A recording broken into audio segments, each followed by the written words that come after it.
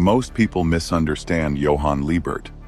They imagine a killer, a manipulator, a psychopath who enjoys suffering. That version is comforting because it creates distance. If Johan enjoys murder, then he is different from us, a monster. But Johan's true horror is far more disturbing. He does not enjoy killing. He rarely kills with his own hands. He does not rage. He does not hate. Instead, he listens. He watches. He studies people until he discovers the one wound they hide from everyone else. The regret, the humiliation, the fear. Then he opens the door, not with threats, with understanding. His victims often describe the same experience. For the first time, they feel completely understood, completely accepted. That is exactly when they become vulnerable. Johan does not control people through fear. He controls them through trust. Then he plants a single thought. What if nothing matters? What if suffering has no meaning? What if there is no reason to continue? Johan rarely destroys people himself. He convinces them to destroy themselves. That is what makes him terrifying. He is not merely a murderer. He is an architect of collapse. A man who turns another person's trauma into a weapon against themselves. Most villains seek power, money, revenge. Johan wants something stranger, perfect erasure, not victory, disappearance, a world without witnesses, without history, without memory. His conflict is not with society, it is with existence itself. If identity can be erased, if memory can be rewritten, if names can disappear, perhaps the self never existed at all. That belief shaped every manipulation, every death, every decision. To understand why, we must return to a place that was never meant to create human beings. Only experiments, only broken minds.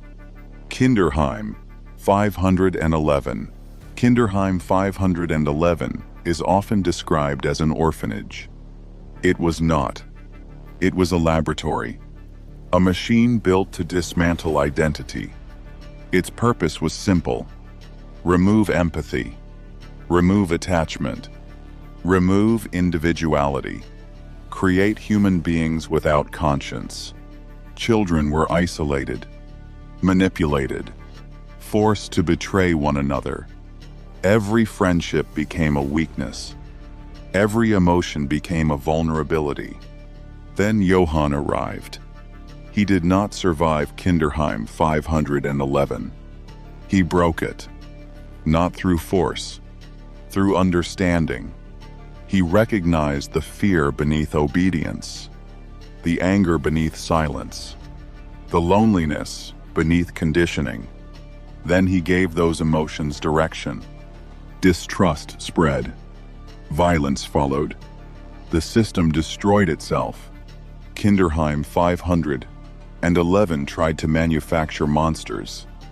Instead, it created a child capable of exposing the monsters already hidden inside other people. But even that does not explain Johan. The real tragedy began with a stolen memory. For much of his life, Johan carried memories that belonged to his sister, Anna. The twins were separated. One child was taken. One remained behind. Somewhere inside that trauma, the boundary between them disappeared.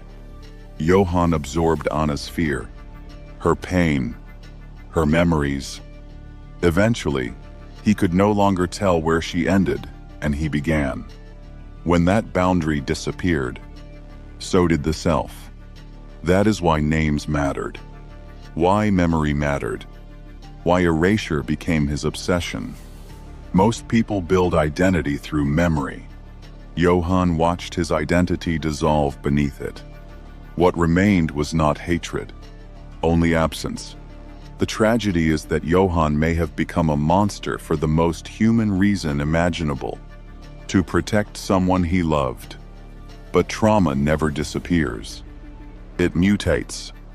It spreads. It grows. By the time Johan understood what had happened, almost nothing remained. Only a beautiful face, a borrowed past, and one question: if my memories are not mine, who am I? And if I am nobody, perhaps I should disappear.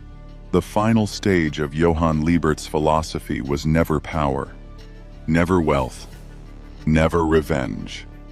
Johan wanted only one thing: erasure. A death so perfect that it would leave no witness, no memory, no trace. Franz Bonaparte's story of the Nameless Monster became his blueprint. A creature searching for a name, an identity, a self. Instead, it consumed everything around it, until nothing remained, not even itself. Johan understood that the ultimate monster is not the one everyone fears. It is the one nobody remembers. A monster without a name, without a history, without an identity. So he began constructing the scenery of the end. Not the end of civilization, the end of himself. A world where every witness disappeared, every memory vanished, leaving only Johan. Before he disappeared as well, the perfect suicide, existential erasure, proof that a human life can vanish so completely it becomes indistinguishable from never having existed. That is why Johan remains so unsettling. Most villains want to be remembered. Johan wanted to be forgotten. Then came the hospital, the empty bed. Tenma saved Johan. Again, he refused to become an executioner. When Johan awoke, they spoke. Then the room was empty. The bed remained. The window remained. Johan was gone. No body, no explanation, only absence. Monster never answers what happened, because Johan was never just one man. He was an idea, a reflection.